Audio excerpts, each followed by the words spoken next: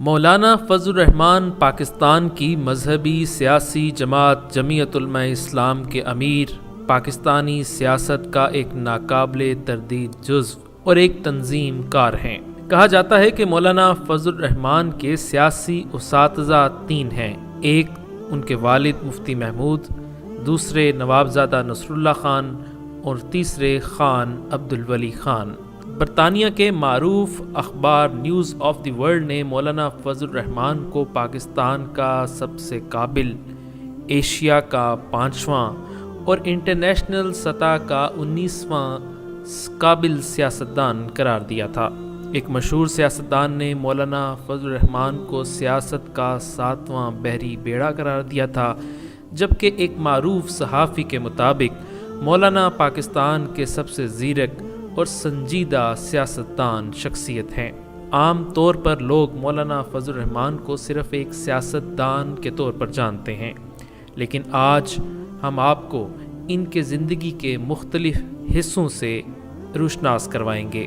مولانا فضل الرحمان 1953 کو ضلع ڈیرہ اسماعیل خان کے علاقے عبدالخیل میں پیدا ہوئے۔ آپ کے والد پاکستان کے نامور عالم دین اور جمعیت علماء اسلام کے بانی رکن مولانا مفتی محمود تھے، جو ایک بااثر مذہبی رہنما اور سیاستدان تھے۔ آپ نے ابتدائی تعلیم اپنے چچا سے حاصل کی اور پرائمری تک عبدالخیل میں ہی پڑھتے رہے۔ تجوید، فارسی اور فقہ کی ابتدائی کتب کی تعلیم ڈیرہ غازی خان میں حاصل کی۔ شاید بہت کم لوگ جانتے ہیں کہ مولانا فضل الرحمان ایک سیاستدان ہونے کے ساتھ ساتھ ایک بہترین قاری قرآن بھی ہیں۔ اسکول سطح پر ہمیشہ حسن قرأت کے مقابلوں میں اول پوزیشن حاصل کرتے رہے اور اب بھی بعض دینی اجتماعات میں آپ کا خطبہ اور تلاوت قرآن سما باندھ دیتا ہے۔ یوم ندعو کل اناس بإمامہم فمن اوتی کتابہ بیمینہ فأولئک یقرؤون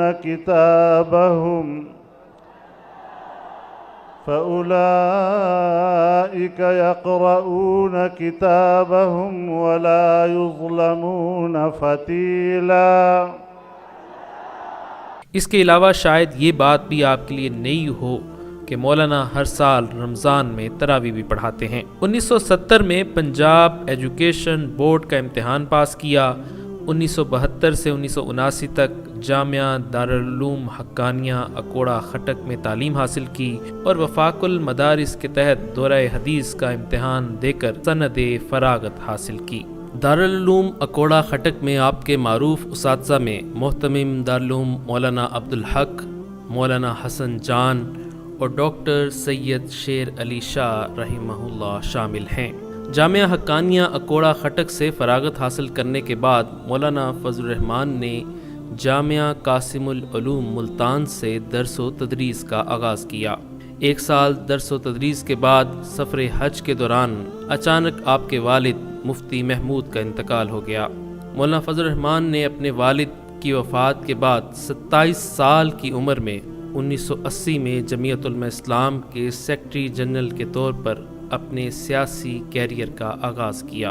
دوران طالب علمی آپ جمعیت طلباء اسلام کے صوبائی صدر بھی رہے۔ اس کے بعد انہوں نے جامعہ پشاور سے 1983 میں اسلامک اسٹڈیز میں BA کا امتحان پاس کیا، جس کے بعد آپ مصر کے جامعۃ الازہر میں تعلیم حاصل کرنے کی غرض سے گئے اور وہاں سے MA کی سند حاصل کی۔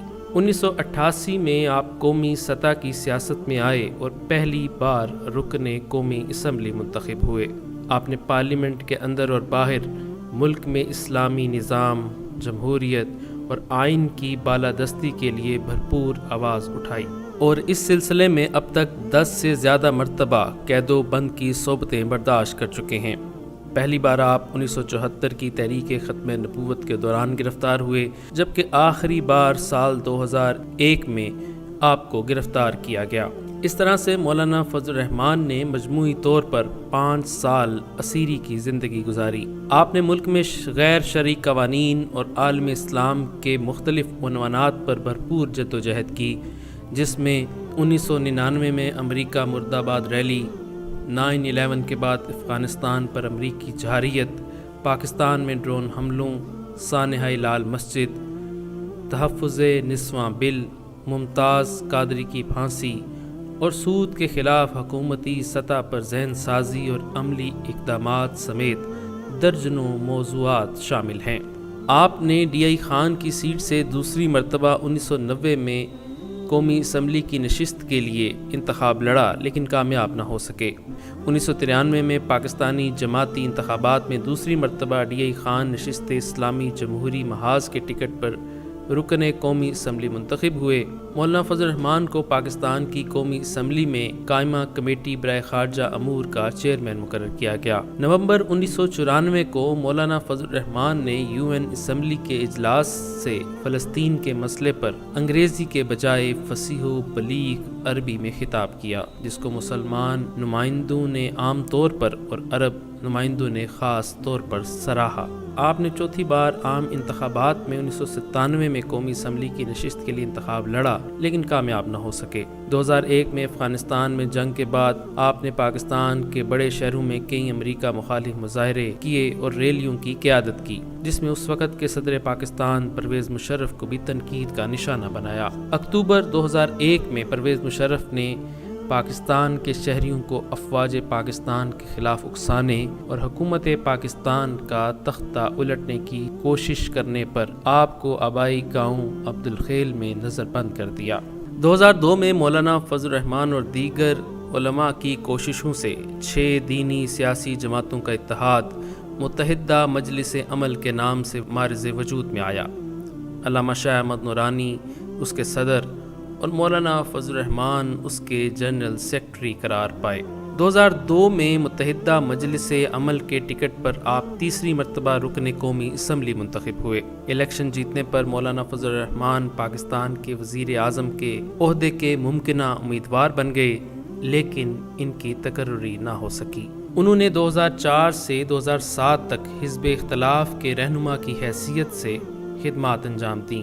سال 2008 کے انتخابات میں وجود پانے والی اسمبلی میں مولانا فضل الرحمان کو کشمیر کمیٹی کا چیئرمین بنایا گیا۔ مولانا نے کشمیر کمیٹی کے چیئرمین کی حیثیت سے کئی ممالک کے دورے کیے اور مسئلہ کشمیر کی اہمیت کو اجاگر کیا۔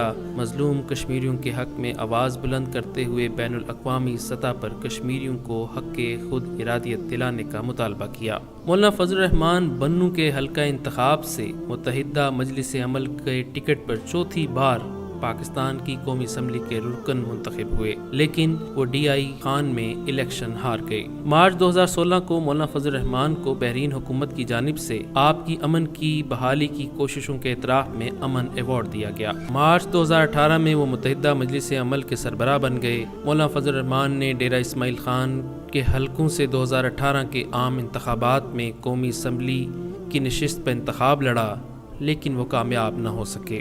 اگست 2018 کو پاکستان مسلم لیگ نون سمیت پاکستان کی متعدد سیاسی جماعتوں نے انہیں صدارتی انتخابات میں امیدوار نامزد کیا لیکن وہ اس میں ناکام رہے۔ اس کے بعد حکومت کے خلاف اپوزیشن تحریک پی ڈی ایم الائنس کا آپ کو سربراہ مقرر کر دیا گیا۔